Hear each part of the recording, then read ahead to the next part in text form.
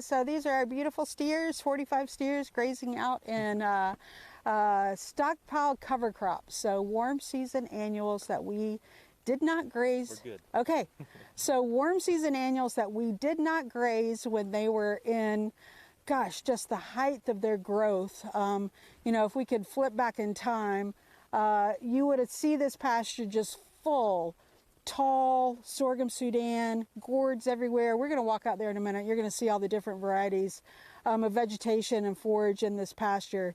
It does not look impressive from here. I mean, you look out there, you're like, yeah, it's brown. There I see broom sedge, which is an indicator of poor soil quality. We're definitely working on trying to eradicate the broom sedge that we have with holistically managed grazing techniques. And this technique is one of those. So what we're utilizing is the cow's positive impact, their hoof action, massaging seeds back down into the ground, their defecation on the pasture, urinating on the pasture, all of that to help build our soil quality, as well as the choice of what cover crops went in those pastures. So we were looking at cover crops that would withstand the winter, be palatable for the cattle, add nutrients to the soil, provide I said palatable, so provide an enjoyable grazing experience. And as you can see, they're just out there, heads down, happy as they can be.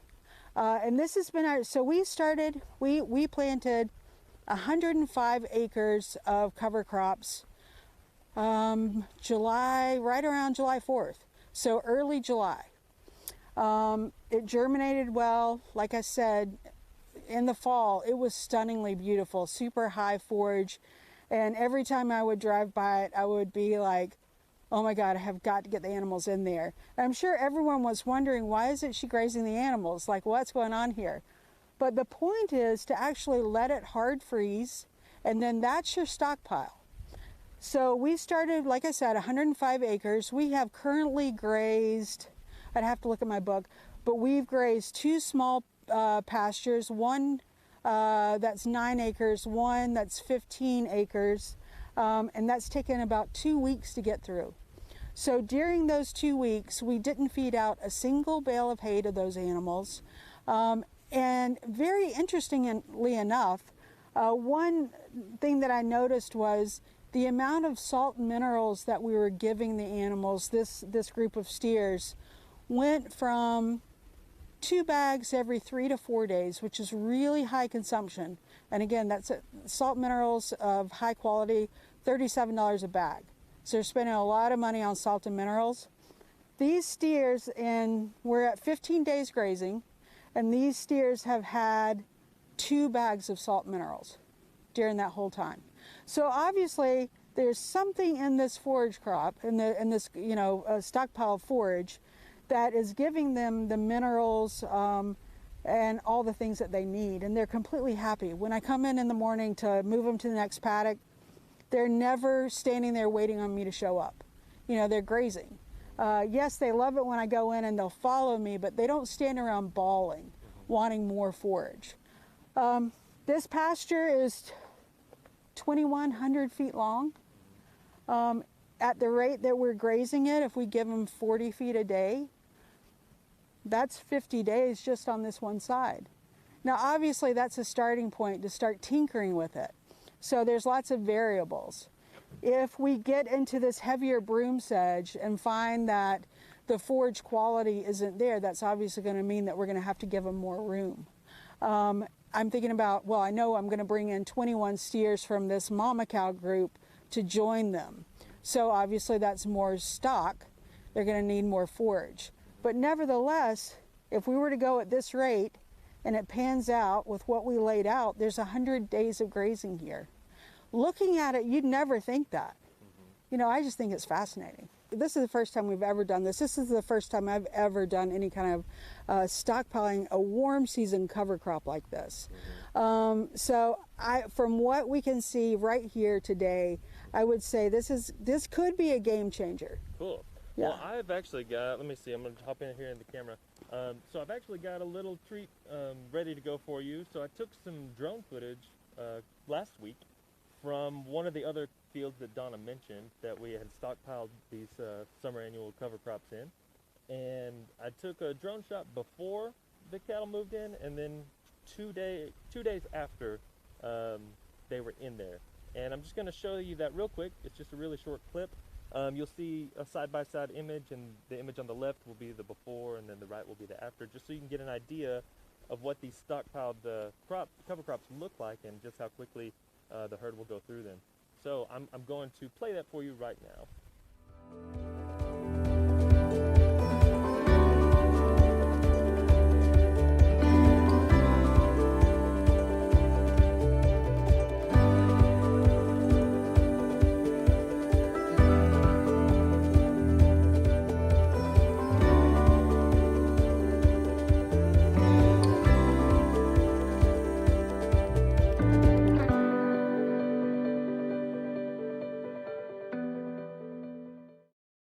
So one thing that I wanted to talk about was the difference. We're going to see two different systems. This brand new system that we've utilized using these stockpile forages that are, winter annuals.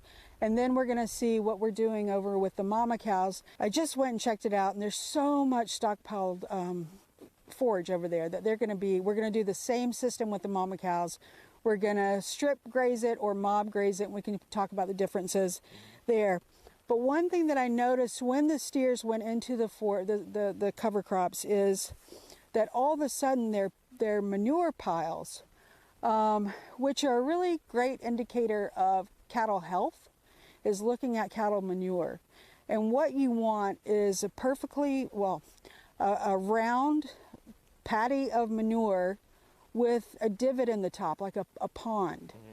That's an indicator that the cow's rumen is working well. They're getting the right essential minerals, nutrients, and it tells a lot. And you can walk through the pasture and see.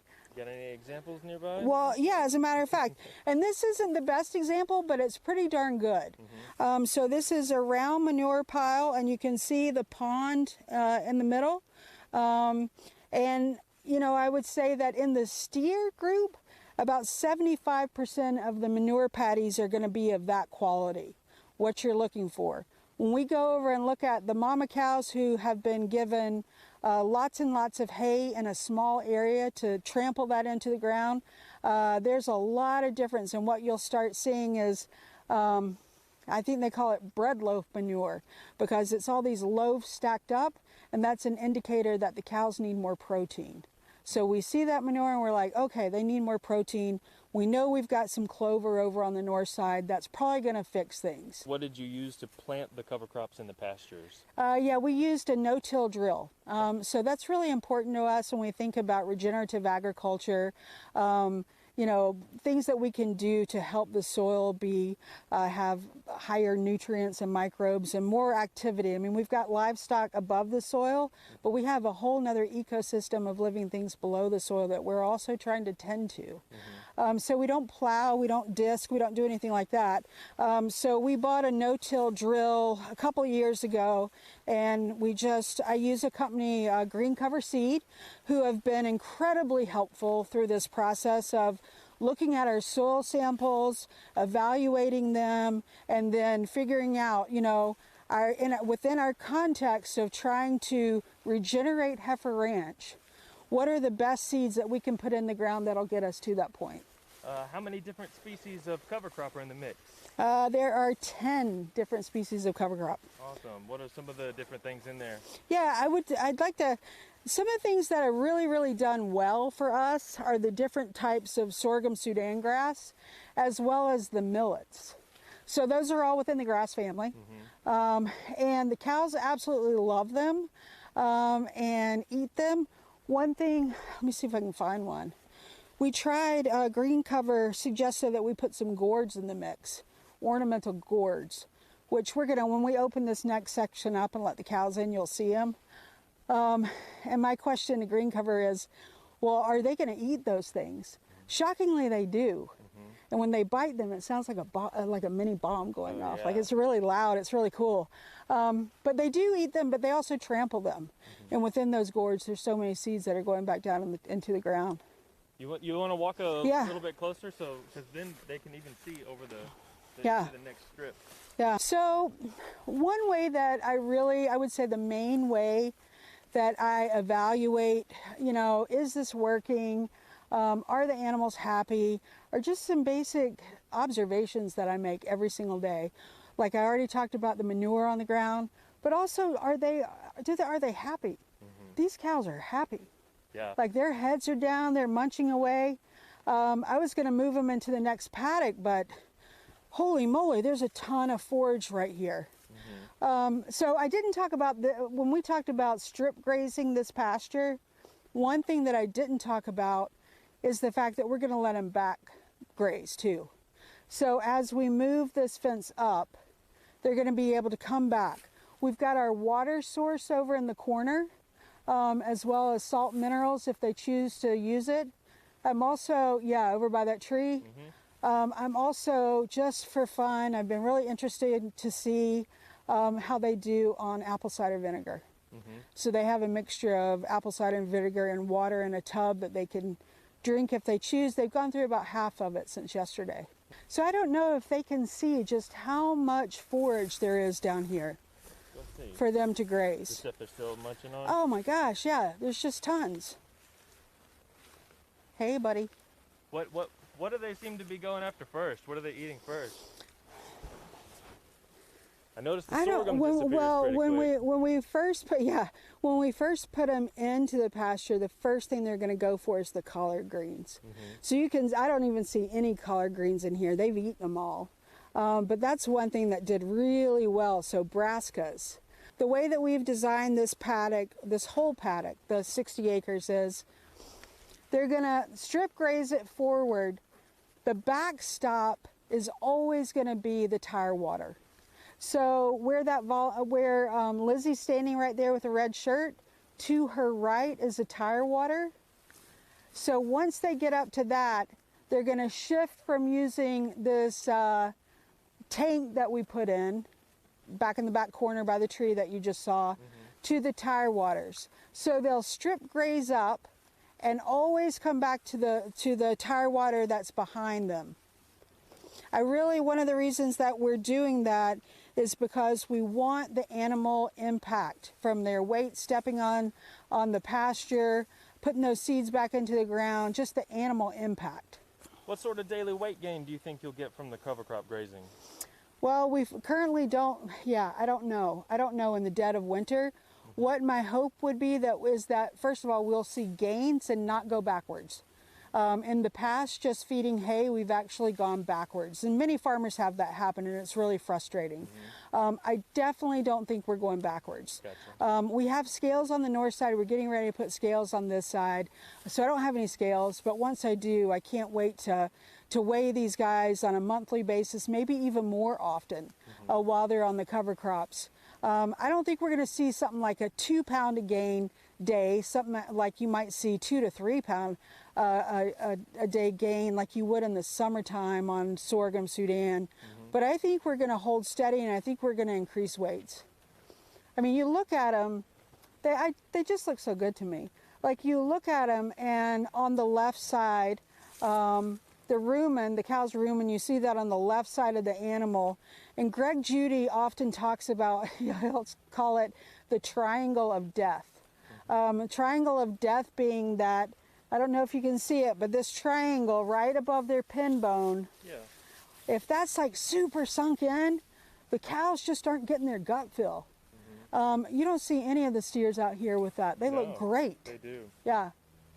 Is the only fencing perimeter electric? Yes. All right, Mike, that's the answer to the question. Yes, all electric. Yes, and the perimeter, if you look around the pasture here, we just put that up. It's semi-permanent, it's T-post, it's aluminum wire.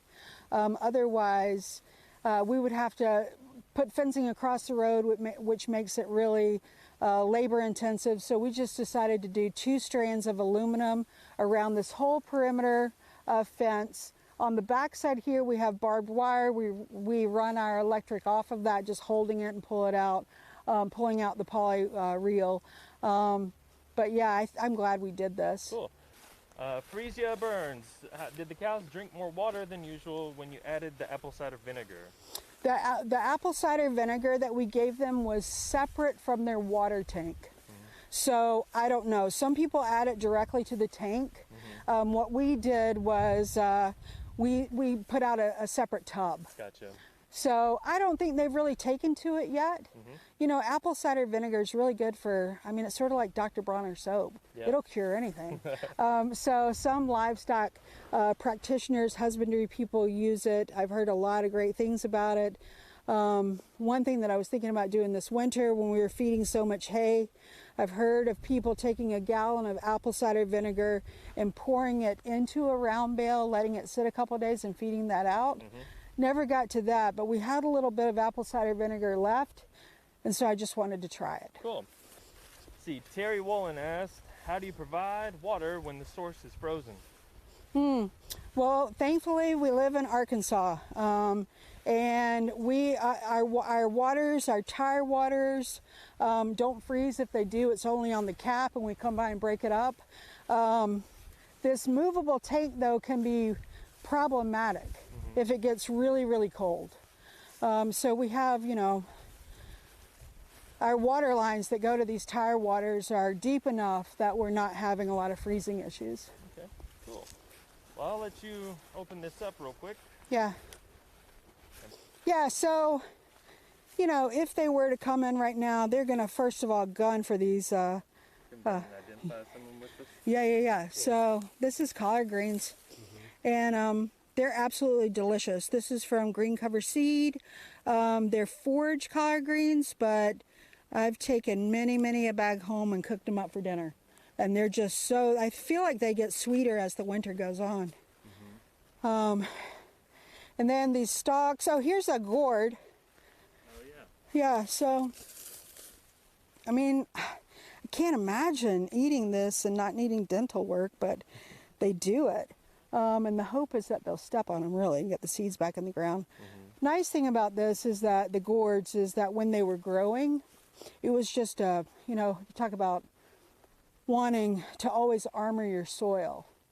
And the leaves, the broad leaves that came out, it was just like a sea of these beautiful winter squash leaves above the ground. And from planting this cover crop, one thing, we got a really heavy rain a couple weeks ago. We used to have specific areas in this pasture that would just be pond up. Like you could see the standing water. And there was only one section out of about 6 that we used to have. So in terms of water infiltration rates, you know, I feel like we're going to see a big difference as we're diversifying the forage that's going on these. Well, they sort of want to move now. And they're starting to come into another pasture. So this is a pasture that has fescue, or did. We had when was the massive flood? May of last year, I think. Yeah, we had a massive flood, 500-year flood. The ranch, many places of the ranch, including what you're looking at now, were underwater for 2 weeks. And it's really set us back. So this pasture that we're going into not only got flooded, but we also pulled all the pine trees out of it. So trying to get it back to pasture. It was historically, it's been beautifully stocked with fescue, just beautiful tall fescue.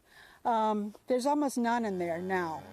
So what I'm doing is utilizing hay in small spaces to really get the animal impact. So we want their manure, we want their hoof action, we want the saliva, which is actually, if they were grazing on pasture, saliva actually helps plants to grow back. So we want all of those positive animal inputs in this area where they're feeding mostly hay. These cows, again, are going to the north side next week, and they're going to be thrilled. Let's see, we got a gourd. Oh, yeah, you got a gourd. Right there. I saw another one. Oh, there's one. That one's got a gourd. They both went for the gourds. All right. He's got a wad of mustard greens. Man, that makes me nervous, though. I would hate for someone to get choked on that. But that is broken. Wow, look at that. He loves it. Yeah. Happy cows. Yeah, that's the best gourd eating shot I've seen yet. That's awesome. That's proof positive right there. Yeah, right? Yeah, so they're hitting the sorghum, the collard greens, and obviously the gourds. So the person asked the question, are we buying our bales elsewhere? He then mentioned the fact that Judy talks about when you buy, hay from outside sources, there can be pros and cons of that, because as you lay out those bales and you have the trampling action that you want to make sure that your hay has the quality forage, that the seeds that you want. I wouldn't buy, broom sedge from green cover. That's the last thing we want, so you got to be careful. And we're going to be evaluating our hay supply. We do not cut hay here. I talked about the flood. Another thing that we're combating here at the ranch is the fact that, for 30 years almost, we have leased out parts of the ranch, this field being one of them, that had hay cut off of it every single year. So you can only imagine, with cutting hay, you're just taking those nutrients. You cut hay and you cut it really close to the ground. One of my favorite things in the world is cutting hay, but I've come to realize that in this context at Heifer Ranch, the last thing we want to do is cut hay from our ranch. We just don't have the forage. And if you can buy in forage in terms of bales, well, one goal is that we want to stop having to buy so much hay. So that's why we're doing things like this. But nevertheless, we'll probably always buy some hay. But we want to make sure that it's really good hay. Yeah. So we want to get our hay tested this year, because I did see some broom sedge in it, and that's the last thing I want to do is spread more of that. Yeah, so... Cool. So check out this video about the Judy bale unroller so you can see how we use it in action. And while you're watching that video, we're going to walk over to the next pasture and show you a couple more things over there. And I will cue that video up right now.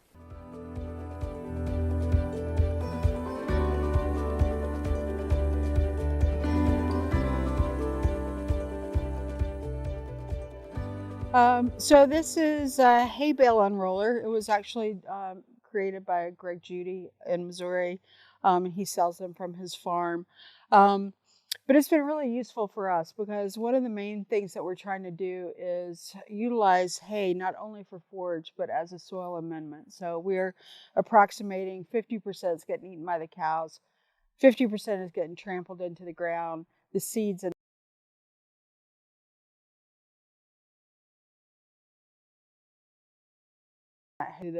so we feed out hay in various ways depending on what the objective is. Obviously, we want to get forage to the cattle, but also we're looking at how can we best utilize that hay to help fertilize our soils and to help kill weeds and that kind of thing. So we use different management techniques to do that. The hay bale unroller I really like because for one thing, for animal management, I love that when you roll out a bale of hay, it really makes the animals sort of line up with the hay that's on the ground. And so you can get a very clear picture of your herd health. You can do a quick, scan and look at body condition scores. You can look for management or animal health issues, like an animal standing off by itself and not coming to graze, or the hay. So lots of different reasons to do it.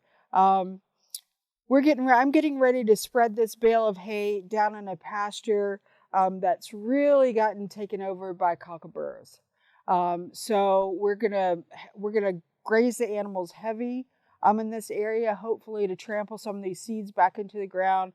Also, we'll be spreading some lime on that pasture. It's got cockaburros. It's got some broom sedge in it. It's got a lot of different types of weeds that we want to lessen and build the better quality forage in that pasture for the animals. Okay, so the process for hooking up your unroller to the bale is really quite simple. The hardest part of this is getting the gator and your unroller, or whatever you're pulling it with. You could pull it with a truck or a tractor, whatever you're using. I choose to use the gator, which is super easy. It's fast. But again, there's a little bit of a learning curve to backing it up so you have the same amount of space on the left hand as the right hand around the bale. So I've backed up my gator. The next step is that we're going to put these spears in.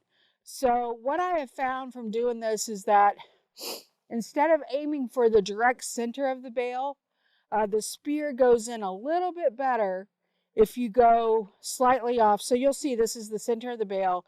If you go slightly off and stick the spear in here. So you can, this will be fine.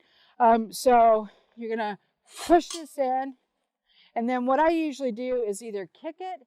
You don't want to miss because these edges are really sharp. So kick it so it goes in a little bit more, or you can take a heavy hammer like a sledgehammer or just a hammer and tap this in. But I'm just going to kick it and get that in there. And then what you're going to do is take this chain to lock it in place and put it here. Just like that. So now your spear can't come out. The next thing we're going to do is roll this up so that we can transport it. So right now the bale is on the ground.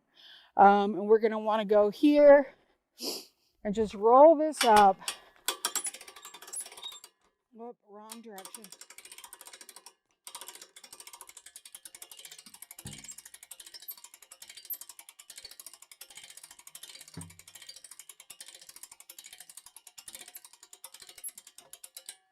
So now the bale can be transported.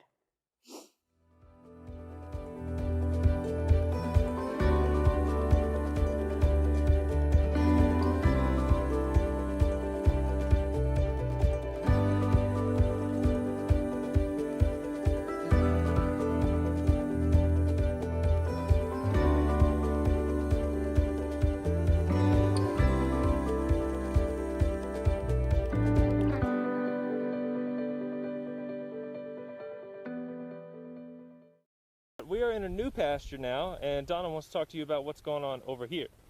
Yeah, so unlike the other pasture that had lots and lots of forage in it and with the cover crops, we're in a field that is predominantly fescue. There's almost no available grazing. I mean, I don't see any right now. And so what we're doing, this is a very poor pasture that we are utilizing right now during this gap before we send the cows over to the north side to do, I believe Will Harris calls it hay bombs. So just putting lots and lots of hay in one small area, letting the cows do their job to trample that into the ground. And then as you look, I mean, look at all the manure droppings out here. This is what we were going for. So really highly concentrated impact from the animals. And you just spread hay all over the pasture. Yeah, right? and you can do it in, yep. So you can do it in various ways. You can either spread it out with the Judy hay unroller, or you can also do these hay bombs where you just, and we can take a look at what's going on past the tractor where I've put out a bunch of hay today. So you can see 2, 4, 6 bales of hay. We've got them all clumped up in this area trying to get the impact. But what I did do is I put a poly wire out into the pines so you can see past this cow, this lighter red cow that's looking at us, into the pines. So if I would love for them to go eat a little bit of fescue. There's some in there, and get a more balanced diet. No other questions? I think we've answered them all. If you have any lingering questions or want to know more about our programmatic work, check us out on the web at heifer.org/USA. You can email us at heiferusa@heifer.org, and we'll be happy to answer any additional questions you guys have. So for us here at Heifer Ranch in Perryville, Arkansas, just want to again say thanks again for tuning in.